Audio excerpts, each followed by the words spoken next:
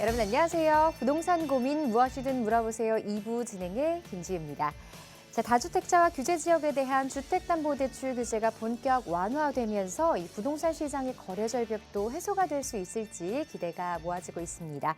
자, 올 들어 수도권을 중심으로 부동산 거래가 증가하면서 이 시장의 움직임이 더 확대될 수 있을지 기대감이 커지고 있는 상황인데요. 자, 계속해서 이 시간 저희와 함께 하시면서 시장에 맞는 투자 전략들 꼼꼼하게 세워보시기 바랍니다. 2부에서도 여러분의 참여를 기다리고 있습니다. 부동산 관련해서 궁금한 점 가지고 계신 분들은요. 전화번호 02-2638-3970번으로 전화 주시면 됩니다. 문자 이용하실 분들 샵 3989번으로 상세하게 이 사연 적어 보내주시면 전문가의 상담 도와드리도록 할게요. 자, 부동산 고민 무엇이든 물어보세요. 2부 시작하겠습니다.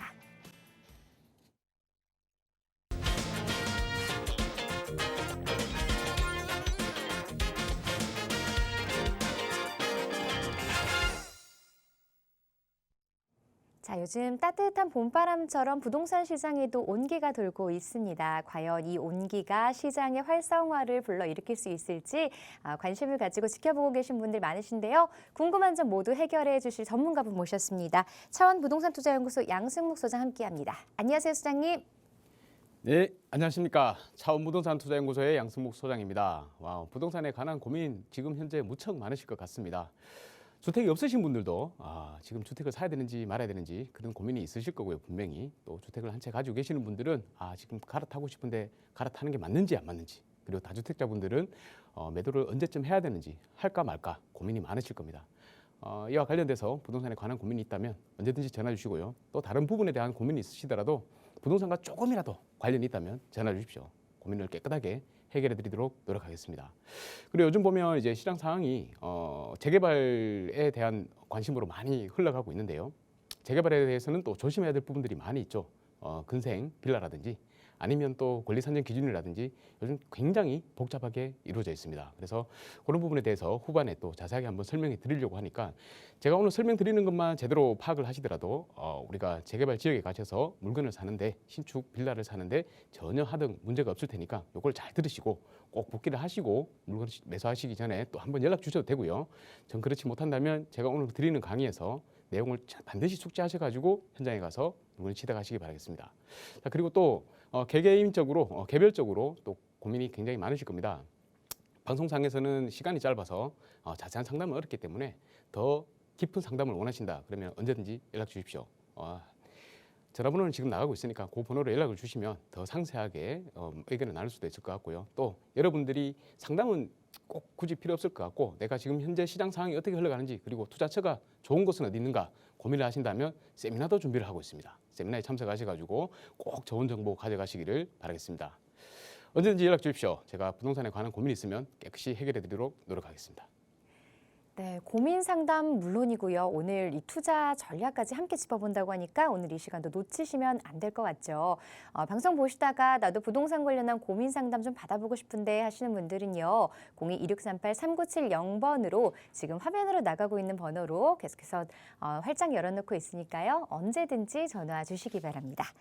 자, 그럼 첫 번째 시청자분부터 바로 만나보도록 하겠습니다. 전화 상담 연결해 볼게요. 안녕하세요. 네, 안녕하세요. 네, 반갑습니다. 자, 시청자분 네. 어떤 고민 해결해 드릴까요? 2009년도에요. 네. 2009년도에 구로구 고척동 241-191번지 주택을 매입을 했는데요. 네. 지금 2023년이니까 좀 꽤 지났는데요. 작년에 가로정비 주택 사업하고 모아주택으로 선정이 되었다고 오, 네. 네, 그런 소식을 들어가지고 저는 지금 좀 멀리 살거든요. 네. 네, 그래가지고 그 땅값이 얼마인지 부동산에 전화를 한번 해봤더니 평당 한 1,700만 원 정도 선이라고 그렇게 얘기를 하더라고요. 네.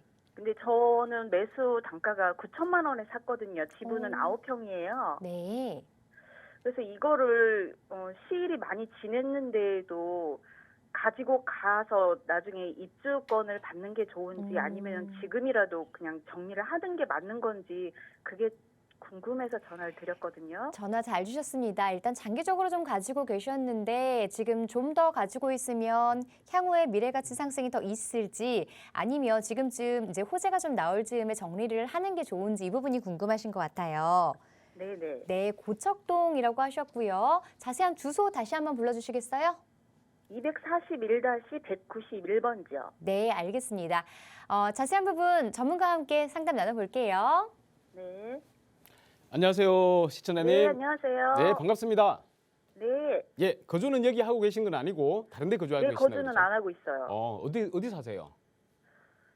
저는 천안에 살고 있어요. 아, 천안에 살고 계시고요. 네. 근데 어떻게 고척동에 물건을 하나 사놓으셨대요? 그때는 서울에 살고 있었는데 예. 지인 추천으로 해서 어, 그거를 매입을 했었어요. 아주 근데 잘못했더라고요. 잘못했다고? 예, 그 당시에는 세입자가 거기에 거주를 했어요. 근데 한 3년 정도 있다가 세입자가 나간 바람에 전세금도 돌려주고 지금은 빈집이거든요. 예, 빈집으로 지금 유지하고 계신 거예요? 네네, 지금 빈집이에요. 그렇습니까? 자, 일단 뭐 소식은 들으셨을 것 같고요. 네네. 아까 말씀하셨듯이 이제 모아타운입니다, 여기가. 네, 모아타운이에요. 예, 지금 보니까 제가 지금 화면 보고 계시죠? 네, 아니요, 지금은 운전 중이라 지금 잠깐 멈춰 운전 있고요. 중이세요? 차 꼭 네. 세워놓고 방송을 들으셔야 됩니다. 네네. 보니까 지금 우리 시청자분께서 가지고 계신 집은 여기 제가 이제 펼쳐놨는 화면이 우리 여기 서울시나 아니면 전국의 정비사업 구역으로 지정되었거나 아니면 후보지로 선정된 지역들이 다 여기 나와요. 네네. 나오는데 보니까 아까 봤던 그 집원이 지금 현재 241-191번지인데요. 여기 이제 옆에 있어요. 여기 상황에서는 지금 현재 상황에서는 모아타운이라고 선정되어 있는 이 구역 안에는 포함이 되어 있지 않는데 네. 제가 알기로 이 구역이 타운이 확장이 된 걸로 알고 있어요. 네, 맞아요. 예. 확대가 돼가지고 거기도 포함이 되었다고. 확장이 얘기를 돼가지고 하더라고요. 같이 가요. 모아타운으로 같이 지정된 거랑 마찬가지예요. 네네. 예, 그러면 여기가 평수가 면적으로 봤을 때 한 10만 제곱은 안 될 것 같고 그래도 한 5만 이상 7만 뭐 8만 이 정도 될 것 같아요. 대지권이 251이라고 얘기를 하더라고요. 대지권 문제가 아니고 전체 면적, 이 타운의 전체 면적. 예, 그게 한 5에서 10만 정도 될 것 같은데 그러면 이게 한 1000세대 나온다는 얘기거든요. 네네. 전체가 1000세대 네네. 이상이 나온다는 얘기예요. 모아타운을 네. 지정을 하더라도. 그리고 이게 보니까 지금 아래쪽에 신속통합기획이라고 해가지고 이번에 신속통합기획 2차에 선정된 구역이 있어요. 세곡초등학교 네, 맞아요. 끼고 있는 곳. 여기도 지금 그러면 이제 재개발 간다는 얘기죠. 네. 재개발 간다는 얘기고. 그리고 아래쪽에 보면 개봉 3구역하고 고척 4구역, 개봉 5구역 이렇게 해서 지금 이거 진행하고 있어요. 네. 예, 그러면 여기 이제 재개발, 재건축이 진행이 돼서 이제 정비 사업으로 진행이 되니까 나중에 신축 아파트가 된단 말이에요. 네. 자, 보니까 우리 여기가 또 보면 학교들이 또 가까이 근처에 많이 있어요. 네네. 맞아요. 초중 고등학교가 다 요 입지 안에 다 같이 들어 있습니다. 네. 그죠? 학군이 괜찮다는 얘기죠. 자, 지금은 학군이 좋지는 않아요. 왜냐하면 여기 일대가 저층 주거 지역이잖아요. 그러니까 네. 오래됐는 좀 이 소득 수준이 그렇게 높지 않은 분들이 많이 살고 계시는 지역이에요. 고척동이. 네, 맞아요. 예. 그쪽이요. 그러다 보니까 아무래도 뭐 우리 학군 수준이라 그러죠. 그 수준이 그렇게 높지는 않아요. 자, 네. 그런데 이제 우리가 부동산이라는 거는 현재를 바라보는 게 아니고 좀 미래를 생각을 해야 되는 거잖아요. 네. 그러면 시간이 지나서 만약에 10년 정도 뒤가 됐다. 현재 네. 우리 시청자분께서 가지고 계시는 이 물건도 지금 재개발 구역 안에 포함이 되어 있는 거잖아요. 네. 그러면 이것도 이제 나중에 아파트가 될 거란 말이에요. 네네. 아파트가 되고 아래쪽에 신속통합계획도 아파트가 되고 그리고 현재 지금 구역이 지정돼서 진행되고 있는 개봉 3구역이나 5구역, 고척 4구역 같은 경우에도 아파트가 된단 말이에요. 네. 그러면 여기가 다 지금 아파트 단지가 형성이 되는 거죠. 네네. 그러면 물론 제가 지금 살고 계시는 분들한테는 뭐 죄송스러운 말씀이 될 수도 있지만 뭐 어찌되었건 살고 계시는 분들도 마찬가지예요. 뭐 네. 거주자가 아니고 이제 소유주 분들은 여기에 아파트를 다 갖고 계시는 분들이고 또 만약에 이제 아파트는 이 물량이 늘어나잖아요. 기존의 세대수보다 아무래도 더 많은 세대가 아파트로 들어오게 되잖아요. 네. 그럼 외부에 있는 다른 사람들, 소득 수준이 조금 더 나은 사람들이 많이 들어오게 된단 말이에요. 네. 그러면 이쪽 학군들이 좀 더 좋아지겠죠. 그렇죠. 예, 그죠. 그렇게야 그러다 보니까 여기 일대가 아파트 단지로만 바뀌게 된다면 지금보다는 확실히 훨씬 더 나은 지역이 될 수가 있습니다. 자, 그리고 그 사업 진행이 예. 굉장히 모아주택이라고 하면 예. 제가 한 5년 정도, 6년 정도 이렇게 사업 진행이 되게 그렇게 되는데 이게 얼마나 진행이 길게 되는지 그것도 많이 궁금하거든요. 일단은 우리 선생님은 모아타운이 진행되는데 적극적으로 협조를 해주셔야 됩니다. 아, 네네. 예, 적극적으로 협조를 해주셔야 되고, 이 모아타운이라는 거는 굉장히 좀 다른 재개발 사업에 비해서 시간이 많이 단축되어 있어요. 네. 뭐 사업 시행 인가나 뭐 관리 처분 계획이나 따로따로 수립을 하는 게 아니고, 사업 시행 인가를 받을 때 관리 처분 계획도 같이 수립을 해가지고 동호수 추첨을 다 해버린단 말이에요. 예. 그러니까 다른 사업들보다 한 4, 5년 정도 빠르게 입주를 할 수가 있다는 얘기입니다. 서울시에서 네. 얘기하기로는 서울시에서는 대략 한 5년에서 8년 사이면 입주가 가능하다라고 얘기를 하고 있어요. 네네. 다른 사업들은 한 10년, 15년 정도 걸리는데 우리 모아타운은 5년에서 8년이면 입주가 가능하다는 얘기입니다. 그러면 남들보다 더 빠르게 신축 아파트를 가질 수 있다는 얘기죠. 네. 향후 5년에서 8년 정도 뒤에 서울의 아파트 값이 어떻게 될지는 제가 뭐 섣불리 예측을 할 수는 없습니다만은 지금보다는 당연히 가격이 더 높아져 있겠죠. 그리고 그 정리 당시에 안 하고, 네. 향후 5년에서 8년 지나서 그때 당시에 분양 시장 상황이 어떻게 돼 있을지 모르겠지만 지금보다는 나을 거란 얘기예요. 그리고 여기가 아파트 단지로 나중에 향후에 다 바뀔 곳이고, 그리고 위에 보면 이 서부 버스 터미널 있죠. 트럭 터미널. 여기가 네. 지금 첨단 물류지구로 바뀐단 말이에요. 물류지구로. 그러면 여기에도 아파트가 또 들어와요. 업무 복합 시설이 들어오고. 그러면 네. 이쪽 일대가 상황이 지금보다 훨씬 나아진다는 얘기인데, 굳이 이거를 뭐 지금 현재 매도를 할지 말지 고민을 할 필요가 있을까라는 얘기예요. 아, 우리 그래요? 시청자분께서 만약에 종부세를 많이 내고 있다 그러더라도 이 아파트 아니고 이 빌라 한 채, 그냥 뭐 공시가 얼마 안 나가는 이 빌라 한 채를 갖고 있다면 이건 종부세도 부담이 안 돼요. 그리고 그래요. 분담금이 얼마 든다 하더라도 그 분담금보다도 훨씬 더 곱절로 많은 시세 차익을 보게 될 거예요. 분명히. 아, 그래요? 예, 그러면 그러면은- 지금 이거는 지금 하등 고민할 필요가 없으신 거예요. 아, 그래요? 내가 만약에 얘를 정리를 해가지고 정리해서 다른 곳에 더 좋은 곳에 투자를 한다, 더 목돈을 뭉쳐가지고 투자를 한다 그러면 매도를 하시고 다른 더 좋은 지역으로, 재개발 지역으로 가시라라고 말씀을 드리겠지만, 지금 네. 시청자분께서 뭐 굳이 그냥 이거를 매도만 할까 이런 생각을 하신다 그러면 절대 매도하시면 안 돼요. 아, 네. 예, 가지고 가셔야 그래요? 됩니다. 아, 그래요? 예, 예. 아, 감사합니다. 예, 아니, 지금 그게- 천안에 가지고 계시는 뭐 지금 보유하고 계시는 물건이 어떤지는 모르겠지만, 뭐 아파트가 될지 뭐 아니면 다른 뭐 단독 주택이 될지 상가주택이 될지는 제가 모르겠지만, 그보다는 훨씬 더 많은 시세 차익을 보실 수가 있을 거예요.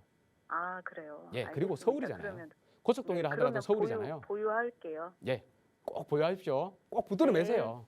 네, 아, 네. 제가 여기가 감사합니다. A급 입지라서 보유를 하라고 말씀을 드리는 게 아니고, 물론 서울 지역에 고척동보다 훨씬 좋은 지역들이 많이 있습니다. 있기는 한데 전국으로 봤을 때 서울이 그래도 A급이잖아요. 그래서 쭉 보유하시라고 말씀드릴게요. 아, 네, 감사합니다. 예, 이 정도로 마치겠습니다. 네. 네, 전화 주셔서 고맙습니다. 지금 오랜 기간 좀 가지고 계셨기 때문에 지루한 마음 드실 수는 있겠지만요. 그래도 보유를 하시면 향후 조금 더 미래 가치가 좀 좋은 곳이니까요. 앞으로 조금 안심하시고 보유를 하시는 게 좋을 것 같습니다. 자, 계속해서 다음 시청자분 전화 상담 연결해 보도록 할게요. 안녕하세요. 네, 안녕하십니까. 네, 시청자분 어떤 고민 도와드릴까요? 아, 예, 제가 지금 미아동에 거주하고 있는데요. 네. 이 지역이 신속통합기획 재개발 동의서 사인을 받고 다녀요. 네. 그래서 지금 이 빌라를 팔고 다른 곳으로 이사를 가야 되는 건지 아니면은 조금 더 가지고 있어야 하는 건지 좀 궁금해서 전화드려봤습니다. 혹시 자세한 주소를 좀 알 수 있을까요? 네, 미아동 네. 133에 33번지요. 133에 33번지 거주를 직접 하고 계신 상황이시고 이 지역이 네. 지금 신통기획 소식이 좀 있다 보니까 가지고 있어야 되는 건지 아니면 매도를 하고 다른 쪽으로 가야 되는 건지 이 부분 네. 궁금하신 거죠? 예, 예. 네, 알겠습니다. 그럼 전문가 의견 한번 자세하게 들어볼게요. 네, 감사합니다. 안녕하십니까, 실장님. 네, 안녕하십니까, 소장님. 예, 반갑습니다. 네, 예, 나이가 좀 젊으신 것 같아요. 네, 이제 50 됐습니다. 예, 알겠습니다.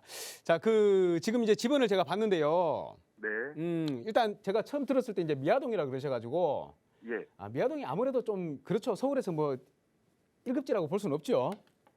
예, 그리고 좀 많이 낙후가 된 곳이고. 근데 우리 지금 이제 중요한 거는 서울에는 낙후된 곳을 중심으로 좀 봐야 된다는 거예요. 지금 현재 기조가. 그러니까 시청자분도 아시겠지만 재개발이잖아요, 그죠? 네. 예, 제가 이제 지번을 찍어봤고 여기 아래쪽에 우리 주택 재건축 사업이 하나 있죠. 예. 재건축 사업으로 지금 현재 이제 진행이 되고 있는데, 네네. 이따가 미아동 일대도 보면 지금 화면 보고 계시죠? 예.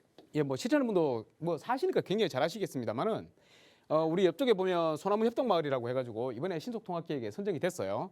네. 예, 여기는 제가 누차 한번 이쪽에 투자하시라고 말씀드렸던 곳이고 보면 아래쪽에 미아 재건축 이제 9-2구역이 있고요. 그리고 네. 바로 옆쪽에 이제 우리 시청자분 가지고 계신 옆쪽에 여기 미아동 258이라고 해서 258번지 일대가 건축 행위 제한에 들어갔고 이제 사전 타당성 검토를 하고 있는 걸로 알고 있습니다, 제가. 네네. 예, 여기도 이제 많이 추천을 드렸었는데 우리 화계초등학교 아래쪽에 이제 시청자분이 갖고 계시는 물건이 있는 거잖아요. 지금 보유하고 계시는 거주하고 계시는 집이 있는 거잖아요. 네네. 예. 여기가 이제 제가 한번 임장을 가보려고 했었어요. 그리고 한번 물어보려고 했었어요. 여기가 지금 현재 동의서를 걷고 있단 말이죠. 네. 동의서 언제부터 걷었어요? 작년 한 9월 정도쯤부터 했던 것 같아요. 작년 9월에요. 네. 작년 9월이면 시도통합 2차에는 공모를 못했겠네요. 그랬을 것 같습니다. 예. 2차에 공모를 못했고 이제 그러니까 오세훈 시장이 지금 계속해서 임기 동안 1년에 한 번씩 계속 공모를 받는다 그랬잖아요. 네. 그리고 이제 강북구에는 보면 뭐 물론 다른 데도 할 때가 많습니다만은 여기 일때도 굉장히 낙후가 많이 됐어요. 네. 그래서 분명히 여기는 아마 제가 볼 때는 신속통합계획에 될 것 같습니다. 네네. 향후에 만약에 이번에 아니더라도 계속해서 공모를 하다 보면 공모 신청을 하다 보면 언젠간 될 것 같아요. 그러니까 무조건 네네. 이게 돼야 되는 지역이고. 자, 그리고 그런 면에서 본다 그러면 지금 동의를 한 어느 정도로 하는지 아세요? 그것까지는 자세히 모르겠습니다. 모르시고 동의서를 뭐 이게 동의서 내셨어요? 네, 저는 아직 안 내고 있는데요. 앞으로 내일 계획입니다. 빨리 내셔야지. 예, 네. 빨리 내시고 적극적으로 도와주시고요. 네네. 자, 왜 도와줘야 되죠? 아무래도 그 이쪽 지역이 개발되면은 좋은 거니까 그렇지 않겠습니까? 그러니까요. 좋으니까 빨리 개발되도록 만들어야 되잖아요. 네. 그 우리 시청자분한테도 이익이지 훨씬, 그죠? 예. 예, 훨씬 이익이에요. 자, 그러면 시청자분께서 지금 가장 고민하고 계신 부분은 뭐예요? 지금 제가 가지고 있는 빌라를 예, 팔고 다른 데로 가야 되는지 아니면 조금 더 기다려야 되는지가 궁금한데. 그래요? 네. 자, 그러면 자 보세요. 지금 만약에 매도하면 얼마 정도 받을 수 있어요, 혹시? 정확한 건 모르겠고요. 예. 한 3억이 좀 안 될 것 같습니다. 3억이 안 돼요. 네. 그럼 만약에 여기가 신속통합계획으로 선정이 된다 그러면 얼마 될 것 같아요? 3억 이상 받지 않을까 싶습니다. 신속이 되면 기본적으로 제가 볼 때는 1억 이상은 올라갑니다. 네네. 예, 그죠? 자, 그러면 얼마 안 남았잖아요. 네. 또 공모를 이번에 올해도 또 할 거잖아요. 네네. 지금 매도해야 될까요? 아니면 좀 더 기다려야 될까요? 기다려야 될 것 같습니다. 그렇죠. 당연히 네. 보유를 하셔야 됩니다. 네네. 제가 감히 말씀드리지만 만약에 우리 신사님께서 얘를 네. 지금 현재 거주하고 있는 집을 매도를 하고 다른 데 가시잖아요. 네. 그럼 그 다른 곳이 뭐 재개발이 되는 곳이면 모르겠어요. 근데 네. 그게 아니라면 가고 나면 됩니다. 그리고 후회하실 것 같아서 일단 네. 좀 더 보유를 하시라라고 말씀드리겠고 네. 이렇게 이제 재개발 구역으로 이제 한번 공모를 신청하거나 아니면 재개발 구역의 어떤 요건들을 만족하는 지역들 있잖아요. 네. 예, 이런 지역에 거주하고 살고 계시는 분들은 지금 함부로 움직이시면 안 돼요. 네. 그냥 찐득하게 엉덩이를 바닥에 그냥 딱 붙이고 그냥 가만히 계세요. 네네. 그리고 대신에 이제 도와달라고 하는 게 있으면 추진위에서 뭐 동의서 낸다 뭐 이런 거 있으면 적극적으로 네. 빨리 내시고 네네. 그렇게 하시는 게 우리 시청자님한테 굉장히 도움이 돼요. 그리고 말씀드리지만 요 일대가 지금은 굉장히 낙후가 많이 되었지만요, 그죠? 예. 낙후가 많이 되어 있지만 이 보시다시피 현재 지금 재개발 구역들은 많이 진행이 되고 있어요. 네. 다 이제 워낙 강북 지역에 이 노후 주거 저층 지역 그리고 또 뭐 우리 알다시피 접도율이나 아니면 지렁이길 이런 것들이 많다 보니까 그런 게 한번 싹 이 갭이라 그러죠. 한번 갈아엎어져야 돼요. 근데 문제가 뭐냐면 예전 같으면 이런 지역들을 그냥 우리 주거환경 개선 사업이라고 그래가지고 그냥 우리 그 뭐 벽화하고 뭐 도로 새로 깔아주고 CCTV 설치하고 이런 사업들을 했잖아요. 네. 근데 사람들이 만족하나 말이죠. 우리 소나무 협동마을 같은 경우에도 주거환경 개선 사업이 진행이 돼 버려가지고 여기는 재개발 신청도 못했었는데 주민들이 반대를 한단 말이죠. 주민들이 아니 그런 거 하지 말고 우리 재개발하도록 해달라. 네. 그죠? 그래서 지금은 재개발로 다 기조가 넘어가고 있는 상황이에요. 주거환경 개선 지구가 아니고. 그러다 보니까 오래된 저층 주거 밀집 지역에 있다 그러면 움직이지 말고 기다리셔야 된다는 거. 그리고 가급적 제가 만약에 우리 시청자분께서 현재 뭐 보유하고 계시는 여유 자금이 많이 있다. 그러면 지금이라도 나오셔가지고 더 좋은 지역의 아래쪽으로 좀 내려오세요라고 말씀을 드리고 싶어요. 네. 예, 혹시 보유하고 계신 자금이 많이 있으세요? 많지는 않은데 예. 그래도 좀 지금 빌라를 살고 있어서 아파트 쪽으로 이사를 한번 해볼까 싶거든요. 아, 그러면요. 네. 시청자님 이렇게 하십시오. 물론 아파트가 좋습니다. 그죠? 네. 나중에 이제 다시 시세가 상승을 한다 그러면 아파트부터 먼저 올라가긴 올라가요. 빌라보다는. 자, 그런데 재개발은 다릅니다. 재개발은 아파트 가격이 올라가든 좀 내려가든 상관없이 계속해서 재개발 진행만 된다 그러면 꾸준히 올라가요. 예. 그러면 제가 답을 말씀드렸잖아요. 지금 현재 아파트 갈아타시기에 적정한 시기인 것 같아요? 아닌 것 같아요? 현재는 아닌 것 같습니다. 그죠? 그러면 네. 아파트 가격이 지금 이렇게 내려오고 있단 말이에요. 네. 근데 우리 시청자님 살고 계시는 지역에 빌라는 가격이 그냥 이렇게 쭉 계속해서 올라간다는 얘기예요. 네. 그러면 만약에 갈아타실라 하더라도 여기가 네. 정비구역이 뭐 후보지로 신속통합계획 후보지로 지정이 된다든지 그러면 가격이 좀 많이 상승하겠죠. 네, 네. 그러면 아파트 가격이 내려오는데 나는 많이 상승해. 그때 갈아타셔야 돼요. 아, 네. 그때 아파트 가격은 물론 오르긴 하겠지만 네. 이 추세라는 건 갑자기 급격하게 변동을 못 해요. 네, 네. 서서히 다시 바뀐단 말이에요. 네. 근데 나는 재개발 구역은 갑자기 올라. 갑자기. 아, 예, 갑자기 오르니까 갑자기 올랐을 때 갈아타라는 거예요.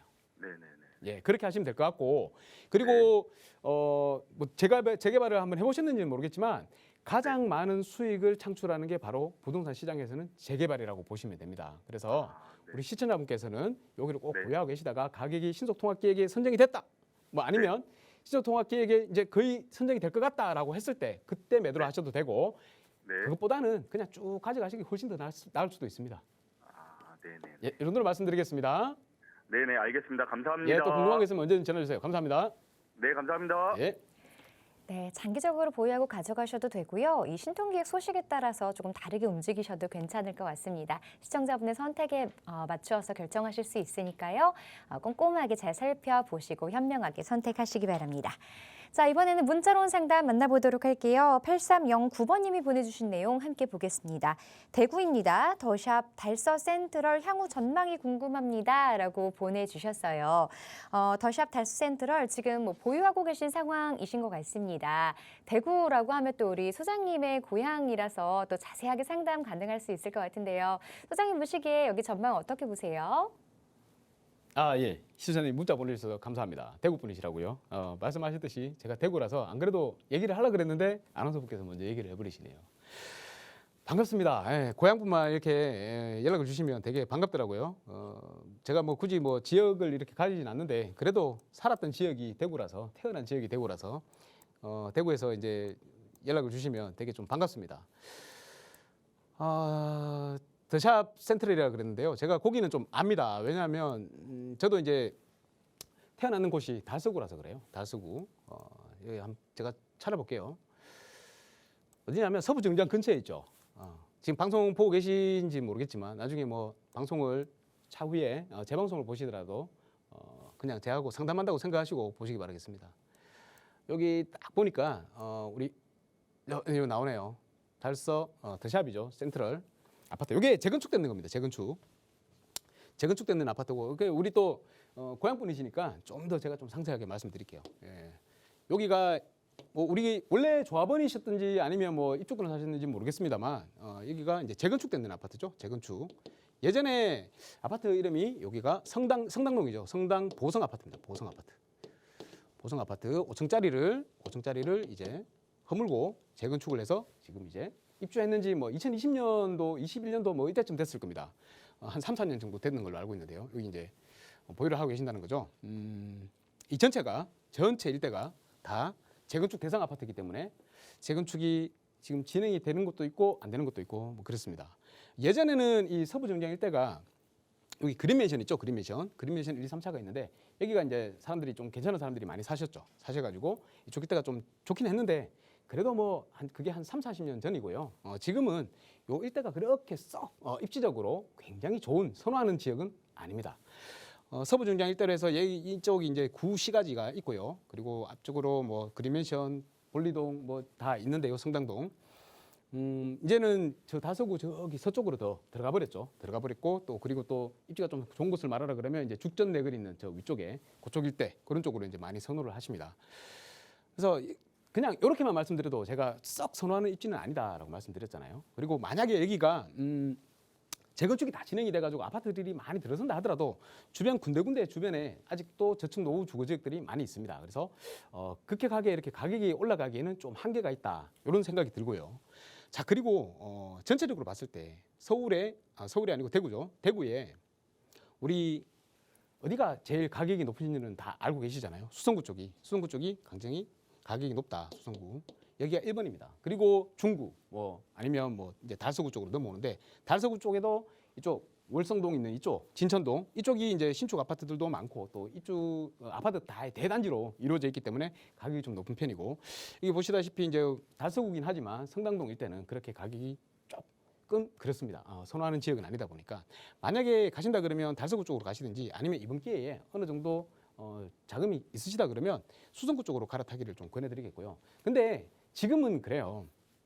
대구는 다들 부동산 투자를 하시는 분들한테는 다 회자되고 있습니다. 여기가 물량이 어마어마하게 많습니다. 앞으로 올해뿐만 아니고 내년, 내후년까지도 굉장히 많은 물량들이 대기를 하고 있습니다. 그래서 지금 현재 가장 가격이 빠르게 가장 처음으로 이제 시작했는 곳이 대구라고 보셔도 무방하죠. 굉장히 금리 영향 이전에 공급 물량으로 인해 가지고 가격이 좀 꺾이기 시작하다가 금리까지 이렇게 영향을 받게 되니까 대구의 가격이 굉장히 좀 하락을 많이 했습니다. 하락을 많이 했는데 거기와 더불어서 이제 공급 물량이 이제 많다는 걸 다들 알고 계시니까 아무도 투자를 하러 대구에 이제 눈을 돌리시는 분들이 거의 없어요. 진짜 모르시는 분들 있죠. 아니면 실거주로 여기를 갈아타기 목적으로 하시는 분들 아니고는 거의 매수 세력이 없습니다. 그러면 가격이 좀 급격하게 상승을 하거나 오르려 그러면 아무래도 이제 뭐 꼭 실거주뿐만이 아니고 투자를 하시는 분들, 그러니까 월세 수익을 받으시라든지 아니면 좀 시세 차익을 보시려고 하시는 분들이 가격이 너무 싸네, 이제는 좀 들어가도 되겠네라고 하셔가지고 투자를 하실 때가 되어야지 가격이 급격하게 이렇게 오를 수가 있는 거죠. 그럼 그런 시절이 언제쯤 올까? 아마 시간이 좀 굉장히 좀 많이 걸릴 것 같습니다. 그래서 만약 여기를 보유를 하고 계신다면 지금이라도 정리를 한번 하시고 그리고 이제 새로 플랜을 다시 짜셔야 될 것 같아요. 짜셔야 될 것 같고.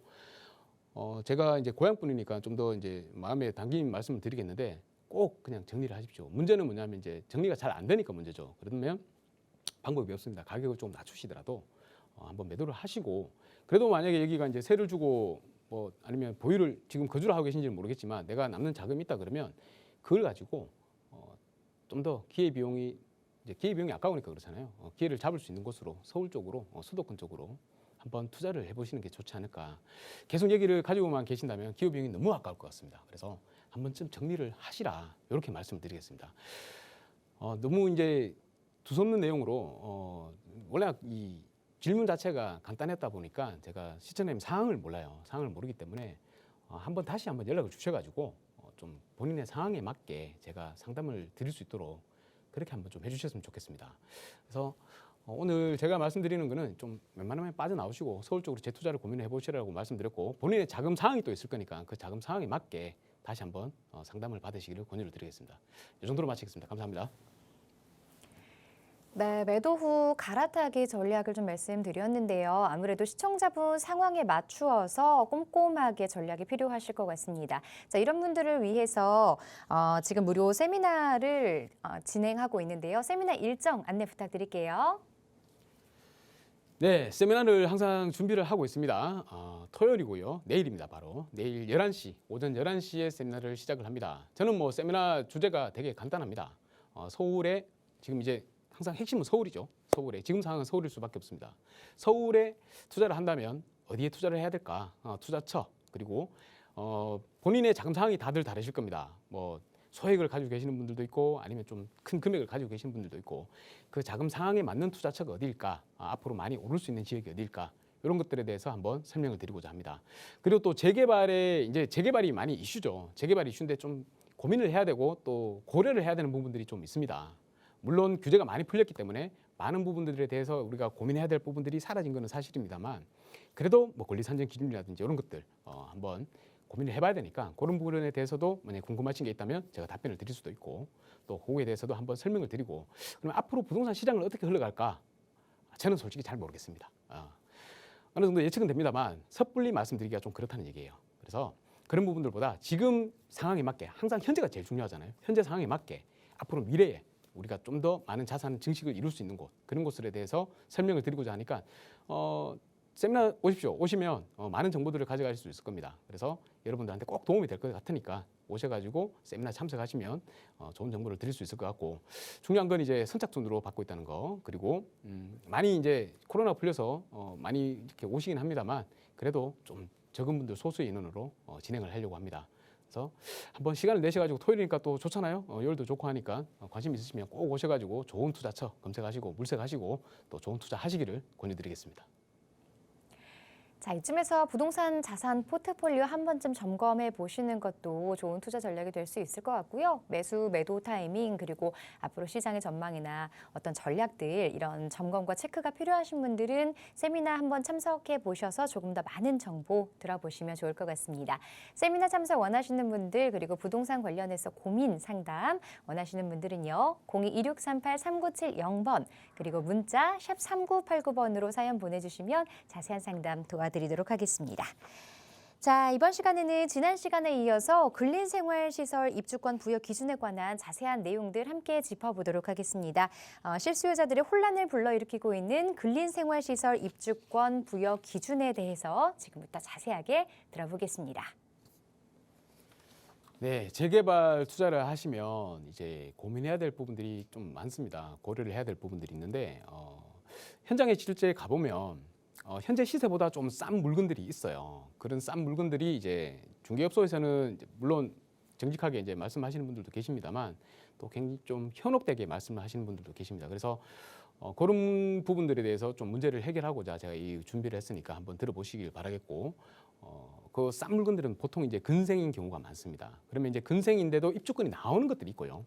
또 절대 입주권이 안 나오는 것들이 있으니까 이런 것들을 한번 판단해 봐야 되겠다 싶어서 준비를 했고요. 또 그리고 이제 실제 제가 권리산정 기준에 대해서도 설명을 좀 많이 드렸었는데 아직까지도 어제도 전화를 받았습니다. 아직까지도 잘 모르셔가지고 또 연락이 오시는 분들이 계십니다. 괜히 그냥 권리산정 기준이 간단한 거 하나 때문에 상담 받지 마시고요. 본인들이 이제 직접 공부해서 나중에 이제 최종적으로 이게 맞나 안 맞나를 판단할 때 그때 한번 연락 주십시오. 그러면 굉장히 좋을 것 같습니다. 시간도 절약되고요.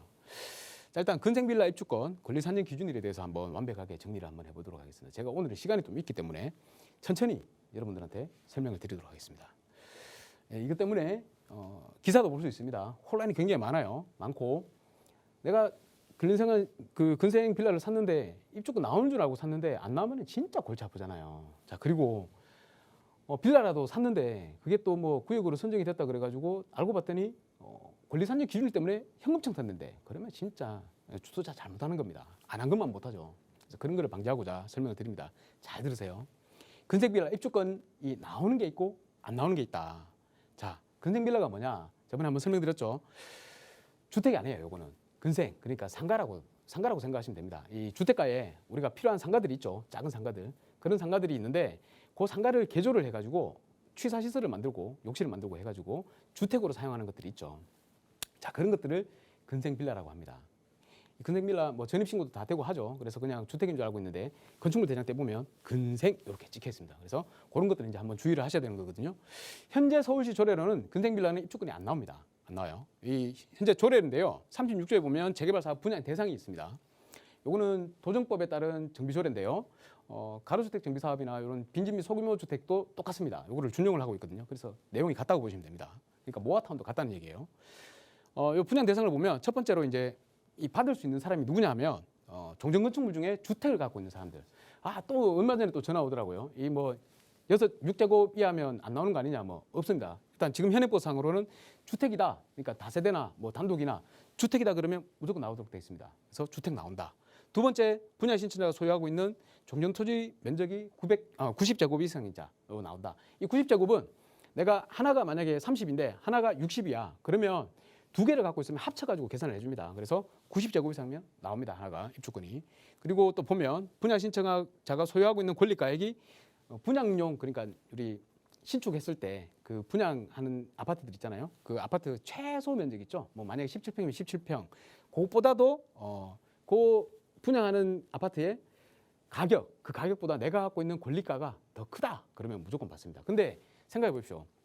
근생은 되게 작아요. 작은데 그 작은 근생이 신축해가지고 지어져서 분양하는 분양가보다 높을 수가 있을까요? 거의 없죠. 아예 없다고 봐도 무방하죠. 그래서 못 받는다는 얘기입니다. 만약에 여러 개를 갖고 있다, 근생을 그 한 지역 내에 재개발 구역 내에 여러 개를 갖고 있다 그러면 그걸 합산할 수가 있습니다. 합산해서 그보다 높으면 받을 수는 있어요.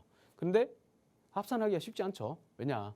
근생이라도 자금이 많이 들어갑니다. 많이 들어가는데 그걸 여러 개 한다는 거는 그럼 바보가 아닌 짓이죠. 차라리 더 좋은 지역에 제대로 된 빌라를 투자를 하겠죠. 그래서 거의 대상이 안 된다라고 보시면 됩니다. 그래서 현재 이제 정비구역으로 지정되는 곳에는 가급적이면 근생을 하지 마시라 이렇게 말씀을 드리겠고, 자 서울시 구조에 따르면 이제 현재 이제 구역이 지정되는 곳이 따르는 현재 조례가 있고 그 전부터 이제 지정이 됐거나 아니면 지정이 되는데 그 전에 지어져 가지고 근생으로 사용하고 있는 빌라들이 있습니다. 그런 것들은 입주권이 가능은 해요. 그게 어떤 것들이 있느냐? 요 여러 가지가 있는데 요거 두 가지를 정리를 딱 해보면 이렇습니다.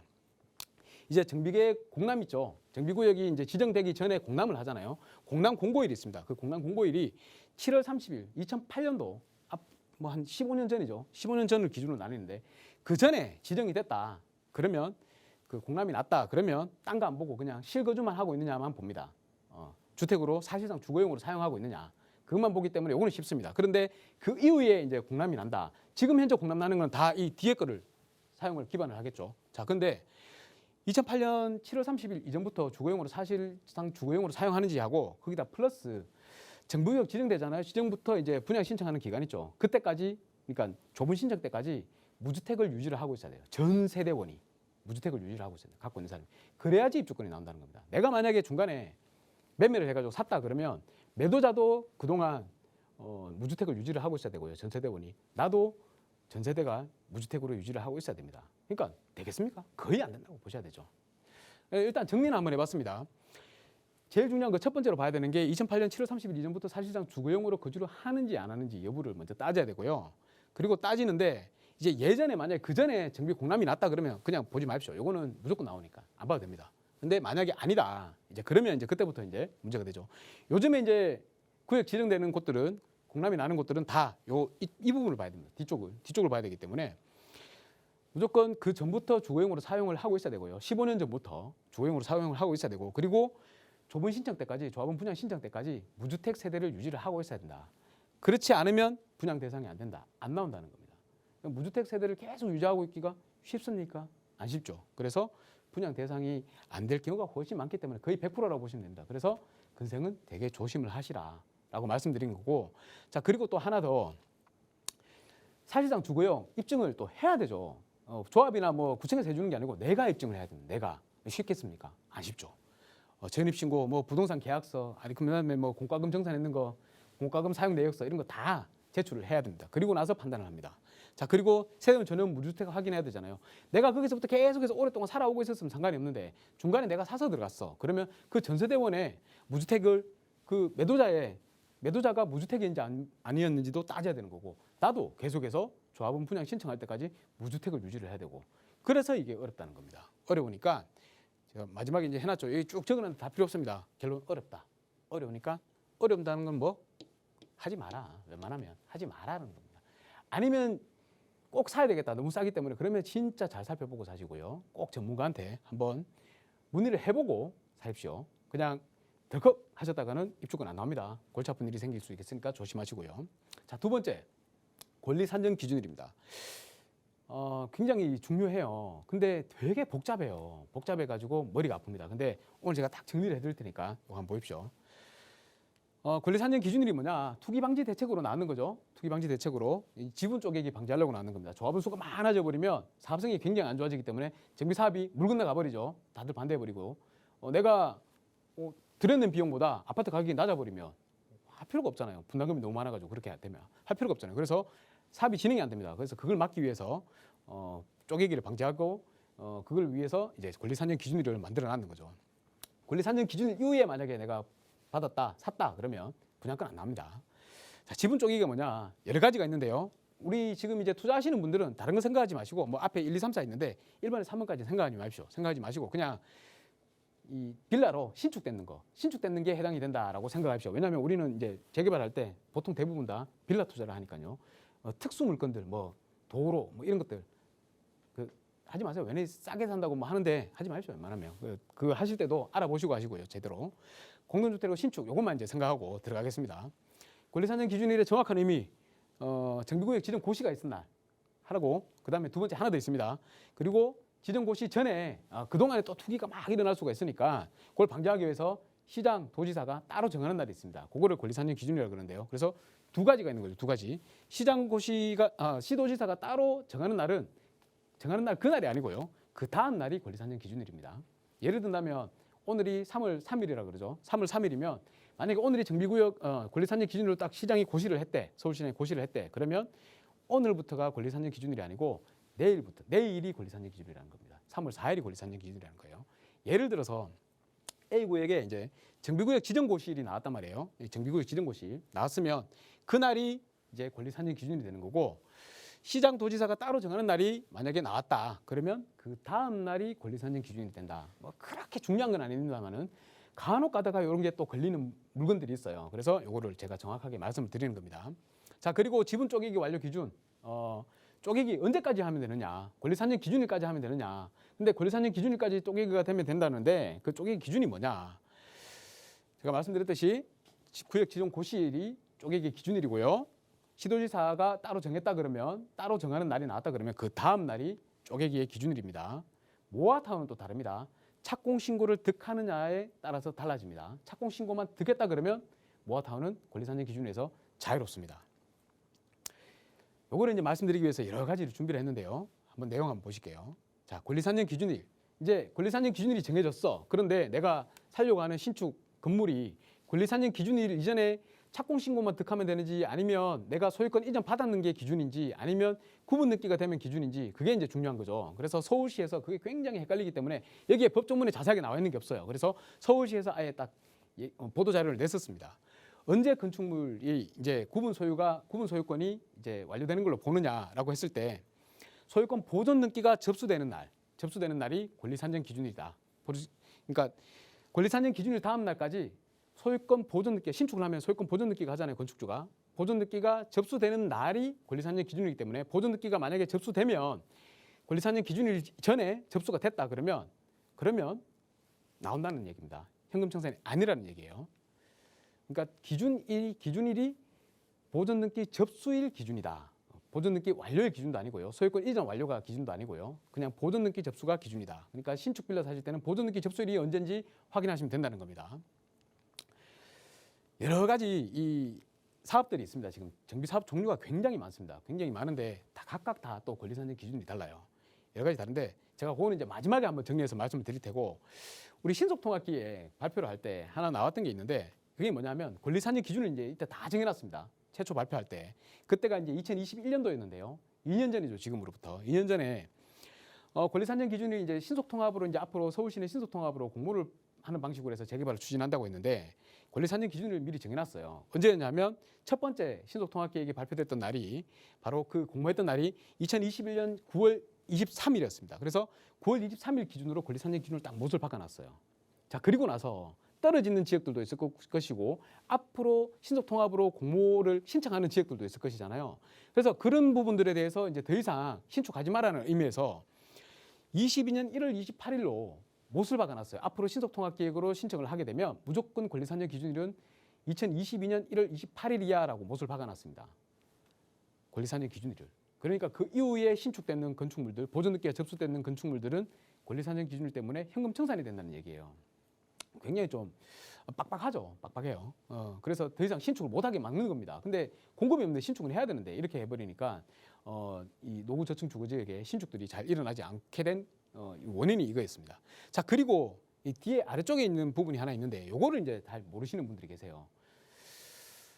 이번 공모 미선정 시에 아니면 이후 공모 신청 시에 권리산정 기준일은 1월 28일로 한다라고 해놨는데 얘가 만약에 후보지로 선정이 되지 않을 경우에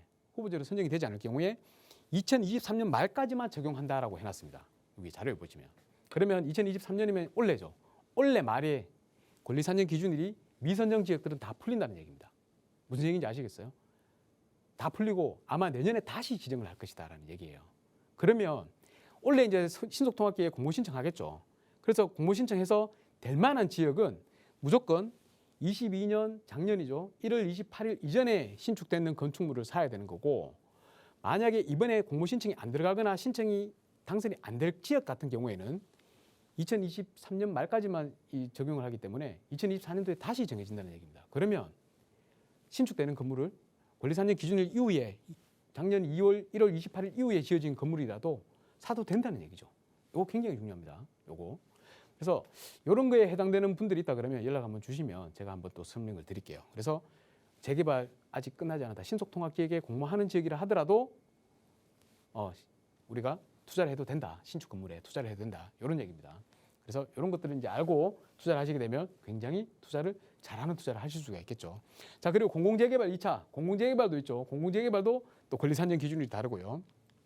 자, 그다음에 공공주택 특별법에 의한 우리 3080 공공복합 특별사업이 있죠. 또 그것도 이제 권리산정 기준이 답니다. 이거는 좀 더 머리가 아픕니다. 이거는 머리가 아픈데 아예 신축이건 구축이건 간에 매매를 아예 자체를 못하도록 해놔버렸어요. 그래서 이런 것들에 해당되는 뭐 증산 사고의 경우 있죠. 그런 것들이 이제 조심을 해야 되는 부분이고, 모아타운은 또 다릅니다. 모아타운은 착공 신고를 어떻게 했느냐 안 했느냐에 따라서 다르고, 또 권리산정 기준일도 또 다른 재개발하고 또 다릅니다. 신속통합이나 공공재개발이나 이런 것들하고 다릅니다. 이 설명드리는 저도 너무 어려워요. 이게 너무 어려워. 그래서 다 잔이 쓰면서 이렇게 하면 되는데 시간에 딱 맞춰가지고 이렇게 하려고 그러니까 어렵습니다. 듣는 분들도 어려우실 것 같아요. 그래서 정리를 마지막에 딱 해놨어요. 이 표를 보면 된다는 얘기예요.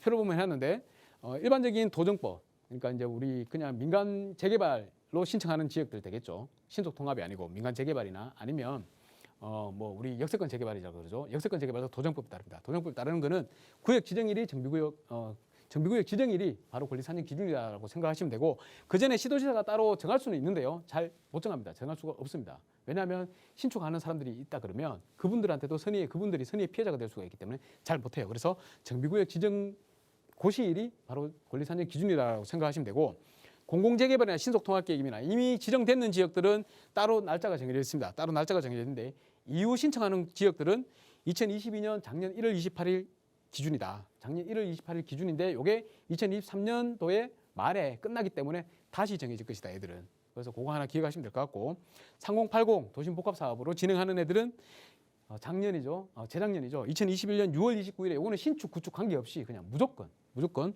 매매를 아예 할 수 없도록 만들어놨다. 받는 사람은 현금 청산 대상이다라는 얘기고요.